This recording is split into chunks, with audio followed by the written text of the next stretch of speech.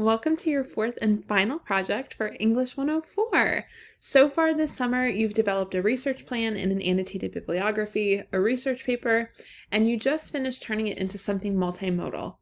Now, we're going to pivot a little bit into developing some primary research of your own, specifically with developing an archive.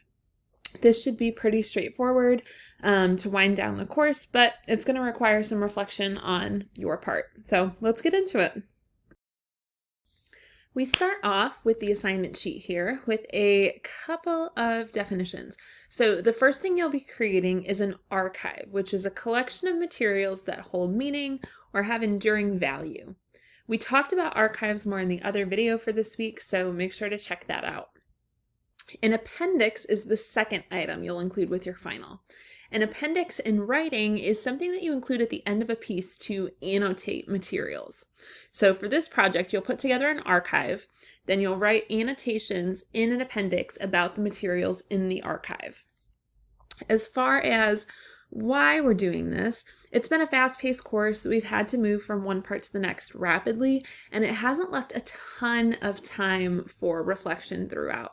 Typically in my in-person classes, I try to leave time for reflection during and after every project. And while we've had things like the progress responses, there just hasn't been much time or space for reflection. We'll take that time now. That reflection will help you to really develop the takeaways that you have from this class and hopefully make it clear to you what you've done and what you've learned throughout the course. Selfishly, this project also helps me to gather some informal feedback. So by seeing what works and what doesn't, or places where people are struggling or enjoying things, that gives me a better feel about what I can change the next time I teach a summer course. Now, for this project, your audience will be future students. So imagine that someone is going through an archive of your work and that they're looking to see what they can learn about this class. However, you are also part of the audience for this project. So don't feel like you need to center or cater specifically to someone that you don't know. If there's a piece of writing that you did that you're especially proud of, even if it's not the most formal or best piece of writing you've ever done, you can still include that.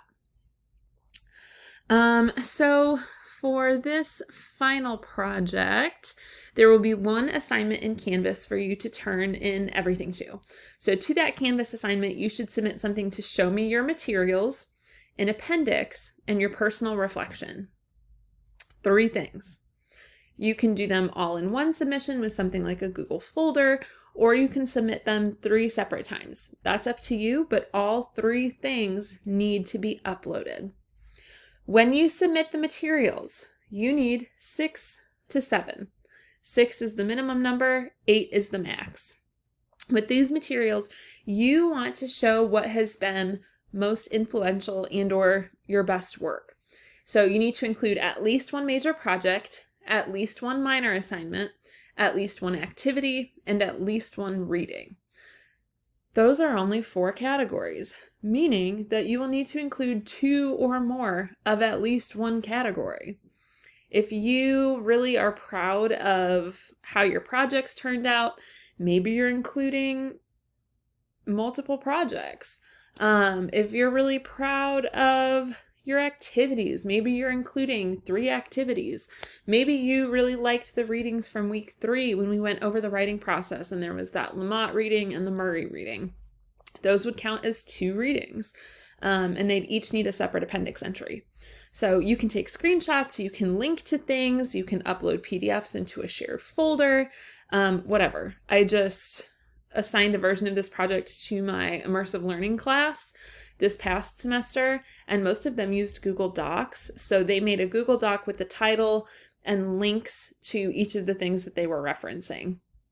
I'm not going to be very picky about how you develop your archive. We just need to be able to see each and every one of the materials that you write about. So if you're proud of the research paper, you need to upload the research paper.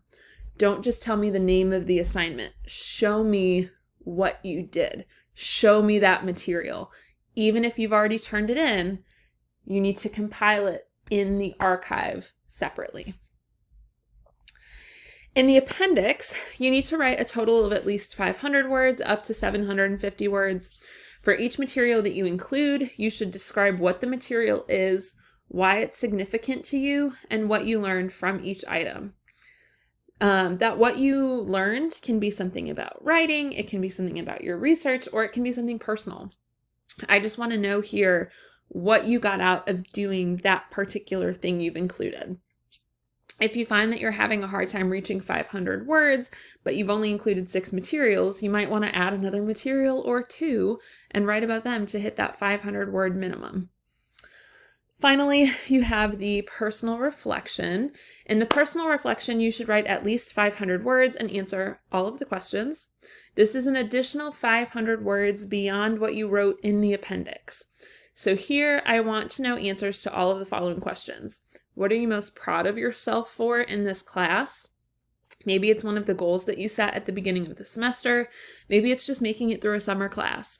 Maybe it's graduating. You know, we have a number of folks finishing up their programs, so maybe you're proud of making it through the course to get your diploma. It can be a personal or an academic sense of pride, up to you. If you find, or if you need to find more words as you write, I'd also recommend telling me why you're proud of that thing or those things. Next, you should answer something you would have changed about your work in this class.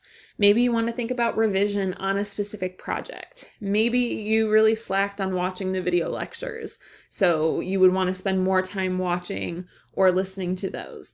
Maybe you wish you would have asked more questions. Again, if you need to come up with more words, telling me why you would change this thing or these things would help get you closer to 500.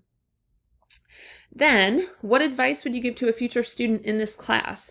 Maybe you developed some really great time management techniques, or maybe you found really great resources for finding sources. Maybe you want to tell them to please, for the love of everything that is good in this world, visit the Writing Center early and often. Maybe you're just telling them that it's okay to reach out and to ask for help or to ask questions. You can relate it to your own personal experience here, like how you were worried to ask for help, or you were scared to get feedback or something, but then you went to the Writing Center and something happened and that changed your perspective. And finally, I want to know what it is that I could have done differently as your teacher to improve this course. When we get to that last question, there are a couple of things that I want you to keep in mind as you answer. Based on some of the responses during the midterm feedback, I think it's important to talk about these things. So first of all, you should remember that I am a real person.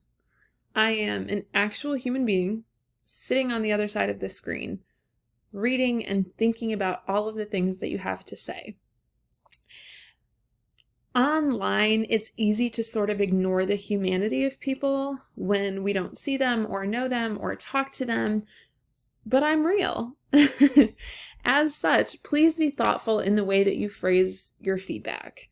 Write it like you would say it in a conversation if I were your teacher talking to you face to face.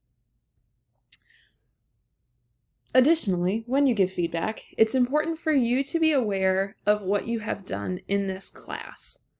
If you didn't watch a single video lecture or you didn't do a single reading, you cannot tell me they're terrible. We need to have a level of self-awareness when giving feedback, no matter what kind of feedback we're giving, because otherwise you lose credibility. So this is something similar to what you'll hear me say next week when we talk about course evaluations, but you need to be self-aware when you give me feedback on ways to improve too. I value your feedback, and I look forward to it, especially after some of the useful pieces of feedback y'all gave me at midterms. You saw already how it can make a difference in our class and in your experience. But okay, so now that we've covered that, please keep in mind that this final project is due no later than 11:59 p.m. on Friday, July 18th. All of our work up until now has been due on Sundays, so this is different from what you're used to. I will not accept work 1 minute past 11:59 p.m. that is the end of our course in the university, so I cannot accept anything after that time. So 11:59 p.m. on Friday, July 18th. Burn it into your brains. And that deadline is in Eastern time, so if you are in Central time, plan accordingly. There are no extensions allowed for this project. There are no revisions allowed for this project. If you do not meet each of the requirements listed on the assignment sheet, you will get an incomplete on the project. You need to turn in each of the 3 elements, and you need to meet each of the requirements for each of those elements. It's not a lot. Please, please, please, please, please, please, please double and triple and quadruple check that you are meeting all of the requirements. You can go to the Writing Center for another set of eyes to make sure that you're doing everything you need to. In the meantime, if you have any questions, please let me know.